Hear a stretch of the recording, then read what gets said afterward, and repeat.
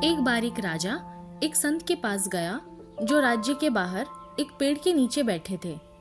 राजा ने पूछा, हे स्वामी, क्या कोई औषधि है जो अमरता दे सके? कृपया मुझे बताएं। संत ने कहा, हे राजा, आपके सामने जो 2 पर्वत है उन्हें पार कीजिए। वहाँ एक झील मिलेगी, उसका पानी पीने से आप अमर हो जाएंगे। राजा ने पर्वत पार कर झील पाई। जैसे ही वह पानी पीने को झुके, उन्होंने कराहने की आवाज़ सुनी।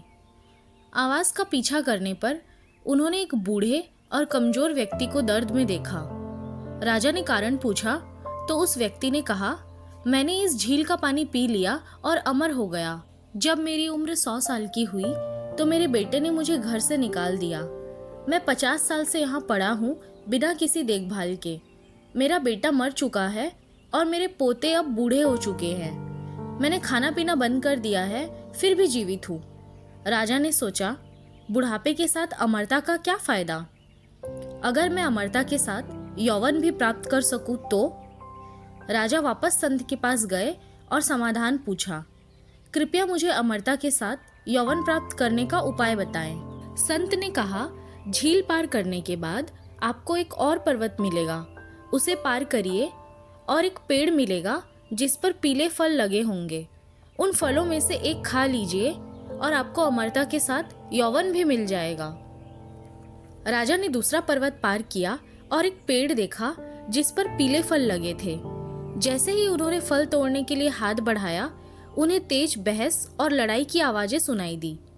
उन्होंने सोचा, इस सुनसान जगह में कौन झगड़ सकता है? राजा ने 4 जवान आदमियों को ऊंची आवाज में झगड़ते देखा।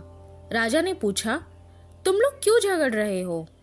उसमें से एक बोला, मैं 250 साल का हूँ और मेरे दाहिने वाले व्यक्ति की उम्र 300 साल है। वह मुझे मेरी संपत्ति का हिस्सा नहीं दे रहा। जब राजा ने दाहिने वाले व्यक्ति से पूछा, उसने कहा, मेरा पिता जो 350 साल का है अभी भी जीवित है और उसने मुझे मेरा हिस्सा नहीं दिया, तो मैं अपने बेटे को कैसे दूं? उस आदमी ने अपने 400 साल के पिता की ओर इशारा किया, जिन्होंने भी वही शिकायत की।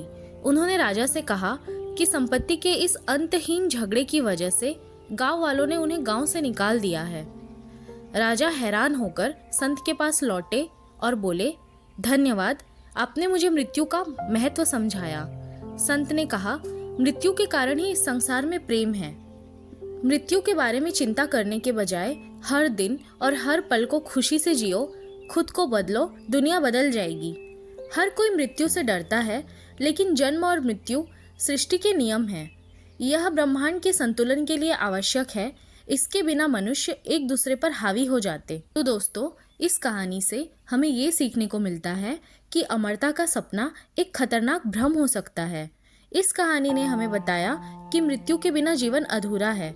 अगर आपको ये कहानी पसंद आई तो हमारे चैनल को सब्सक्राइब करें और अपने दोस्तों के साथ साझा करें ताकि वे भी इस महत्वपूर्ण सीख का हिस्सा बन सकें।